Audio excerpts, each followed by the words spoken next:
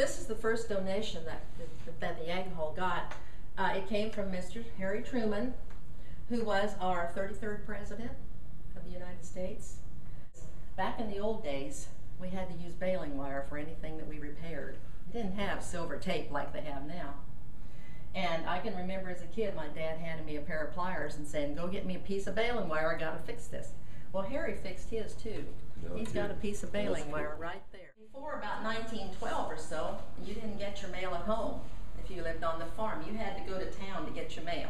And maybe you got to town every 3 months, 6 months, something like that, and it just accumulated. Well, Congress in 1912 decided that everybody should be able to get their mail. And that was when the act was established. And this was one of the earliest mail wagons pulled by a horse. But it was 1903, 25 horsepower, and they could get it up to 27 miles an hour, which is pretty fast when you consider that all they had back then was they were using just horses. As you go around here, you begin to see cattle and the nice pigs and everything that they have, and it all gets a little more progress until you get to the end there with the elevators and everything. So somebody got an idea that we had all this tall grass prairie, and when you look at it and the wind blew, it would just ripple like the ocean.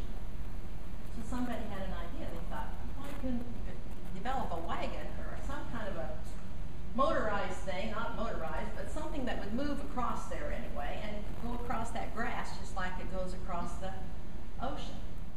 So switchboard, or wherever that might be, and it might go through several of them before it got to where you wanted to go, which you wonder why it was so hard to hear anything in those days. Well, the phone we were using was this one, right there. And those telephone lines were put up by farmers, most of them. And if the pole broke, well, they just nailed it to the nearest fence post.